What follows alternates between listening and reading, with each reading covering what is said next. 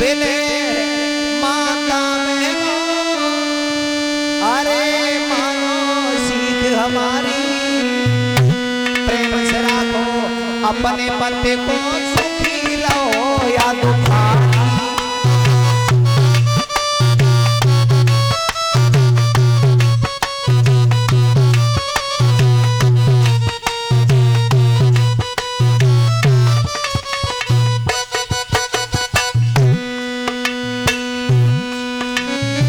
चाहे पति निर्धन होवे, चाहे होवे बदीना, हंस खेल के समय काट लो, मत करो मदीना। सासु ससुर की सेवा करियो, नित प्रेम से तुम रहियो, घर में करो कलेश जो माता, तो ये जन्म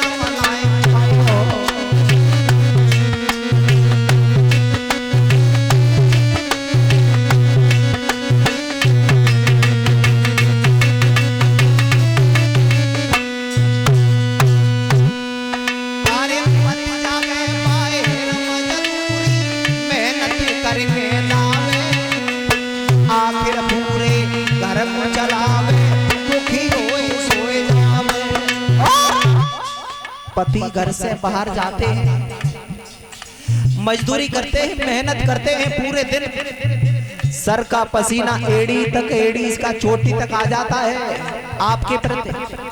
आप उन्हीं पति को बुरा भला कह रही हो। अरे तुम्हारी पति ने अगर तुम्हारी माता की, तुम्हारी सास की सेवा करती तो तुम नाराज हो गई। ऐसी माताओं को पुनः जन्म नहीं मिलता।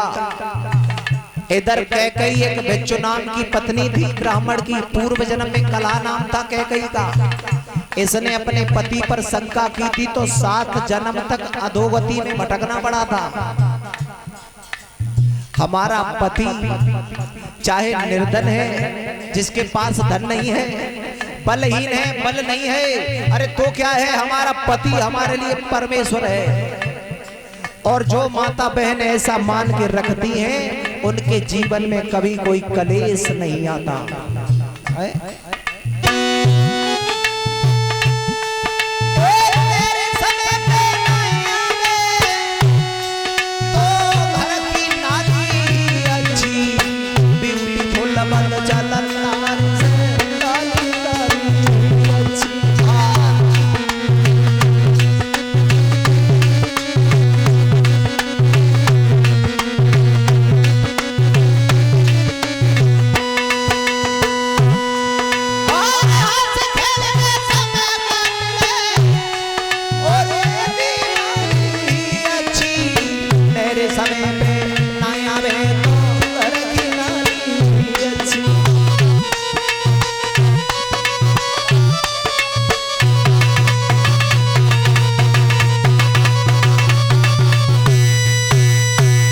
जनों कहा गया है कि पत्नी तो पही है कि नारे तो पही है, नारे नीचे को नवाएं चले और 8 पैर पति की करे ताबेदारी है।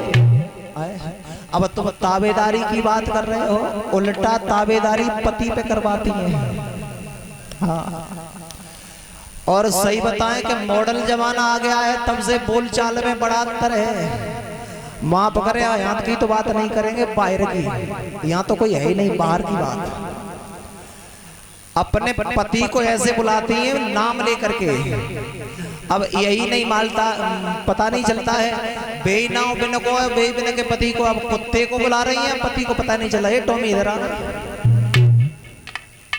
टॉमी कुत्ता का भी नाम है और पति का भी नाम है।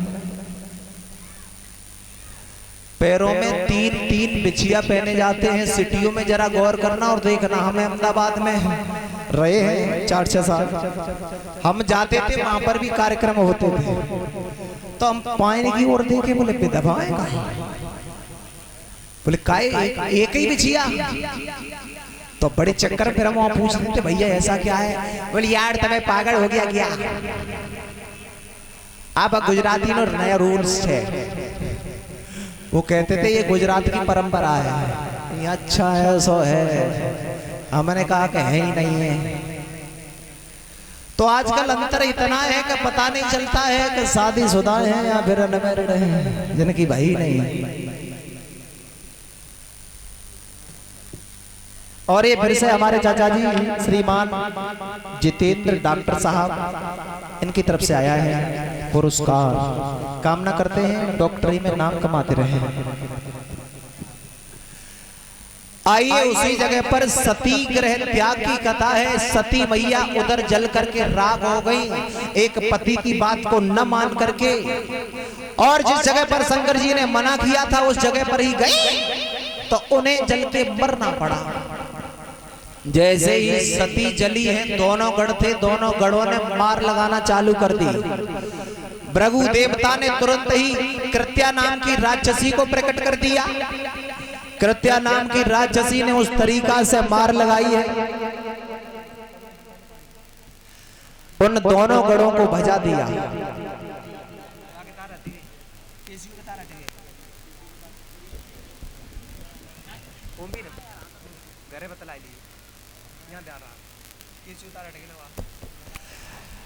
भृगु देवता ने कृत्या नाम की राक्षसी को प्रकट कर दिया है।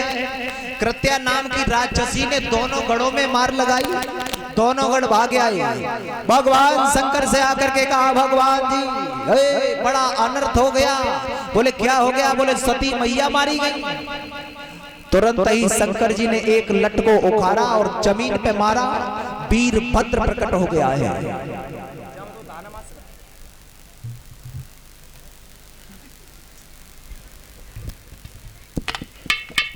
वीरभद्र को देखा है, इसका शरीर नीचे से ऊपर तक है, पैर जमीन पे है, सर आकाश में है। वीरभद्र ने जाते ही जाते यज्ञ का विध्वंस कर दिया। पूजा देवताएं दोनों आंखों को फोड़ दिया। भृगु देवताएं मुख बना जिद्द मोह में, तो उनके दांत निकल के बाहर गिर गए। देवताओं में उस तरीका की मार लगाई है, देवता भागने लगे, और जैसे ही भागे हैं तुरंत ही यज्ञ का विध्वंस हो गया। अब यज्ञ कैसे पूर्ण हो? दक्ष प्रजापति का सर काट करके उसी यज्ञ कुंड में डाल दिया। धड़ पड़ा है। अब जैसे ही धड़ पड़ा है, अब भैया यज्ञ तो पूर्ण होना ही होना है।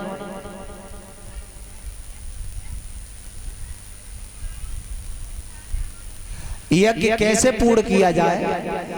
तो कहा यज्ञ पूर्ण नहीं हुआ तो यज्ञ का बड़ा अपमान है, यज्ञ को पूर्ण करना जरूरी है। तो सभी देवता गए हैं भगवान शंकर के करीब। शंकर जी से कहा है कि आप चलिए भगवान, यज्ञ का विध्वंस हो चुका है, अगर यज्ञ पूर्ण नहीं हुआ तो बड़ा अनर्थ हो जाएगा। भगवान शंकर से कहा। शंकर जी उधर से चले। जैसे ही आए भृगु देवता से कहा, क्यों तुम स्वयं ज्ञानी होकर के यहाँ देखते रहे खड़े खड़े? अरे आपको पता है कि बिना भोले के यज्ञ संपन्न नहीं हो सकता, तो फिर काहे को नहीं किया? जब ये देखा है तुरंत ही जो देवता ठीक ठाक थे वो तो खिसकने लगे। बोले चलो यहाँ भूचाल आने वाला है, और जो ऐसे बोले डरेंगे तभी खाएंगे उसी के बाद जाएंगे। भगवान शंकर ने कहा ठीक है, अड़े हो अड़े रहो। पूजा देवता के दोनों नेत्रहीन हैं, कहने लगे तुम बिना नेत्रों के जौहर करोगे जाओ। तो जो श्राद्ध पड़ती है जिसे कागौर बोलते हैं, कागौर, कागौर पर जो रखा जाता है छप्पर के ऊपर भोजन, ये पूसा देवता का होता है, पिसा हुआ अन्न, उसका आहार करते हैं। और भृगु देवता थे जिनका मोह नहीं है, मोह में मुक्का दिया है तो दांत टूट गए हैं, अब तो खोखला है। बोले तुम सतुआ घोर के पियो, तुम्हें पिसा हुआ अन्न पीना पड़ेगा। इनको इस तरीका से हटा दिया। अब दक्ष प्रजापति खड़े हैं। देवताओं ने कहा है कि आपके एक तो ये ससुर साहब हैं, यज्ञ भी पूर्ण होना है, यज्ञ पूर्ण नहीं हुआ तो भी अनर्थ है, और इनका तो घमंड दूर ही हो गया। तो उन्होंने कहा क्या किया जाए। तो एक हूहू नाम का गंधर्व था, ये इंद्र की सभा में गंधर्व था, गाना बजाना करता था। इसको न आए कौन सी उचंग आ गई कि ये गंधर्व था, नृत्य करने लगा, ताल बजा रहा था, ताल कट गई। तो इंद्र ने इसे श्राप दे दिया कि जा तू एक बकरा बन जा, मैं करने वाला। तो वो बकरा बना है, उसका भी उद्धार करना है। भगवान शंकर ने उस बकरा के सर को काटा, उस हूहू नाम के गंधर्व का कल्याण किया, उस सर को लेकर के और दक्ष प्रजापति के धड़ से ऐसे करके धीरे से बालों को पकड़ के लगाया। तैसे ही दक्ष प्रजापति मैं करने लगे। भगवान शंकर बोले अगर यही तुम्हारी मैं पहले निकल गई होती तो बात ही कुछ और थी। क्यों? मैं और तू ये घमंड भरे शब्द होते हैं।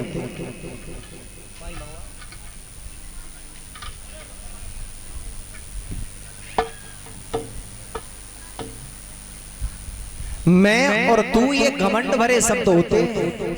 इसी जबान से आप मैं और तू कर सकते हैं, इसी से हम और आप भी तो कह सकते हैं। हम और तुम में कितना अंतर है, मैं और तू में कितना अंतर है। एक मैना नाम का पक्षी होता है कि मैना कहती है, अरे पिंजरे में पाली जाती है।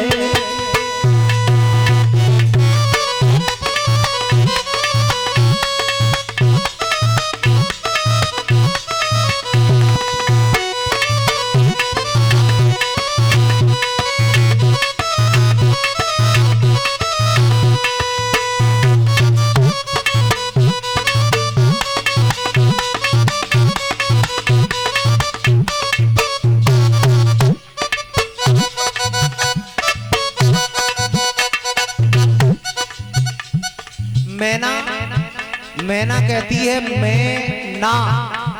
मैं कुछ भी नहीं हूं, तो उसका लोग सम्मान करते हैं, पिंजड़े में पाली जाती है।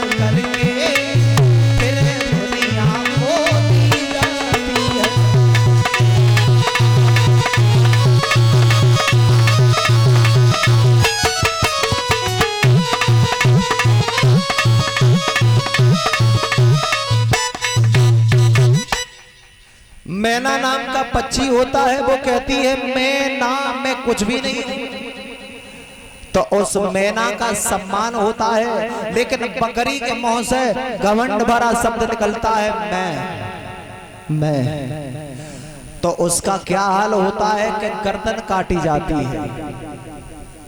कटती है या नहीं? तो मैं और तू में इतना अंतर होता है। यही सेटिंग कलर आ गई,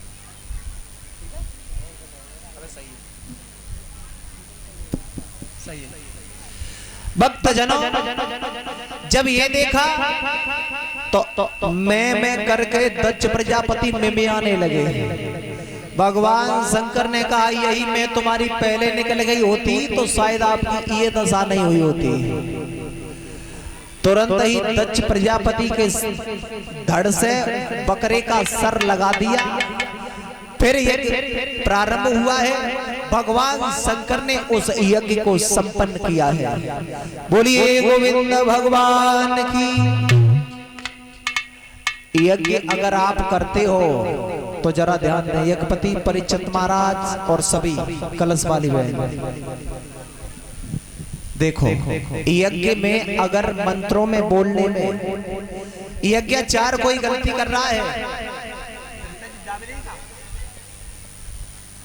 अगर यज्ञाचार से कोई गलती हो रही है मंत्रों में, तो वो उसका भाग यज्ञाचार भोगेगा।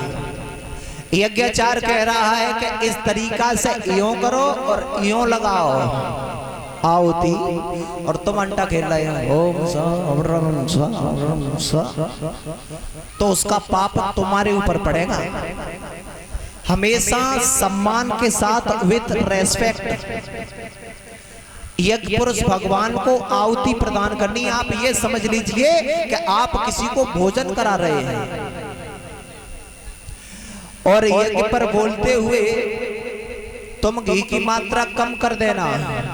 स्वाहा सभी लोग उच्च स्वर में बोलना स्वाहा, तो ऑटोमेटिक यज्ञ पुरुष भगवान में अग्नि देवता बहुत तेजी